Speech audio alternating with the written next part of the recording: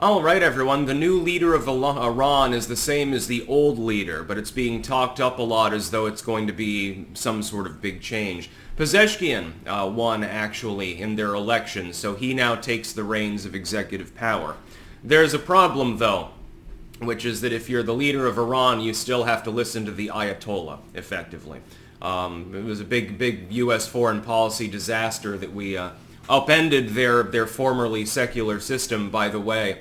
That was probably a mistake. We were betting on the Gulf states more, and so we actually gave intel to Saddam Hussein to deploy chemical weapons at one point against the Iranians. In fact, we oversaw two different revolutionary overthrows in the country, same as we then ousted Saddam when he didn't like us as much, Gaddafi and all of these others. I don't think that anything meaningful is going to change in Iran. He's sloganeering. Here's the problem. When you listen to his statements, of course translated, so, something might be lost in translation. I'm just not particularly optimistic. When you look at him, it sounds almost like an Obama now, doesn't it?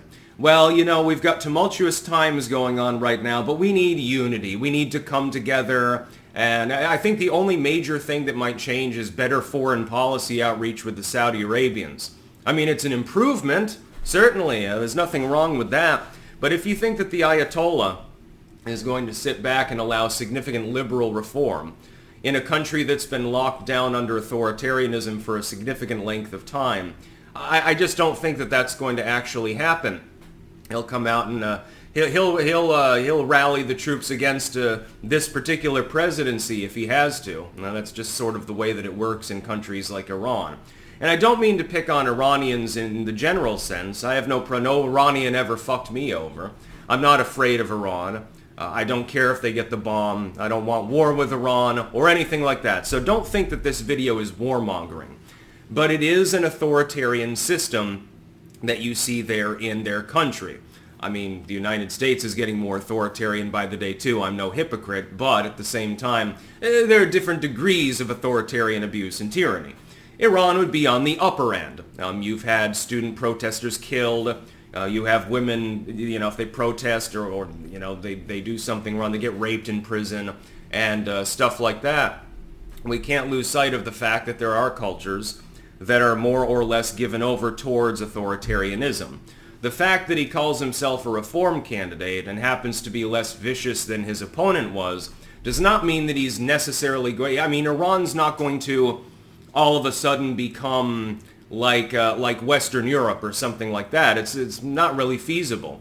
I mean, God, if you're going to conduct diplomacy with the Saudi Arabians, you got to have a little bit of authoritarianism in your culture anyway. I don't think much will change. I think there will be an attempt to throttle back police abuse, which is good. I mean, there's nothing wrong with that. There will be maybe an attempt to institute some liberalization with regards to censorship. But beyond that, I wouldn't expect anything more. I wouldn't expect all of a sudden to have an Iran where women have equal rights, for example, or gay people. I don't think that that's likely to happen, although there is an interesting workaround. Iran allows transgenderism. And so if you're a homosexual in Iran, you can just say that you're the opposite gender and get a sex change, and then you can live your life normally and you're considered straight. Or at least that's what I've been told. I know less about their particular culture than like the Pashtun culture a little bit further out.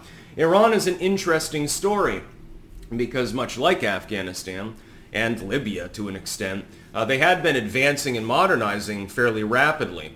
And then the Western world came in and fucked around and now everyone in the region has to find out. Iran had a fairly liberalized culture. That liberalized culture was destroyed in favor of a more authoritarian one, unfortunately. And then swapped hands several times in rapid fire order. Pezeshkian, the hope is that he is the reformer that he casts himself off as being. It would be nice.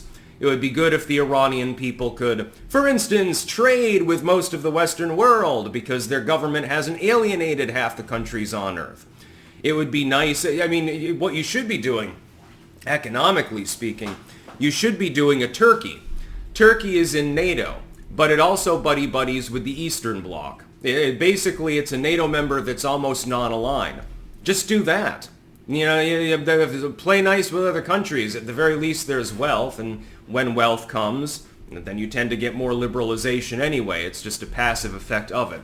It can turn into decadence, though. You see that in parts of Western Europe and parts of the United States as well. That can be its own fucking problem. And I don't know that Pezeshkian is actually going to make any meaningful reforms. It may just be, he talks to the police and says, can you crack less skulls? Can you please leave off raping women in prison, or something like that, and then call it a day. And then he gets to go off and meet with Vladimir Putin, and everything is hunky-dory. If I was an Iranian, that's pretty much what I would be expecting right now. I wouldn't be expecting all of a sudden you have like a collapse of the Soviet Union and full liberalization, at least until recently, for an extended period of time, like a sudden moment where that occurs, where you have a major overhaul. I'd be expecting incremental reforms over a prolonged period of time, with the ever-present possibility, of course, that hardliners get back into office the next time around and undo all of those reforms right quick.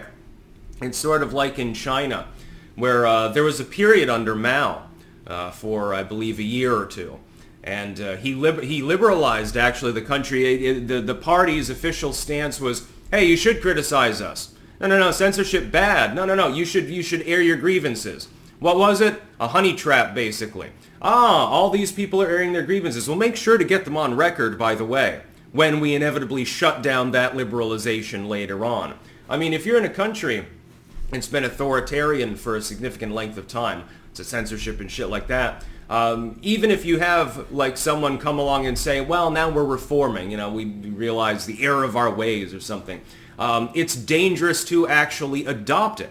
That can actually prevent liberalization from happening. By the way, I'm using small l. Liberalization as the rest of the world, not the United States, would understand the term. In the United States, it typically means left-leaning.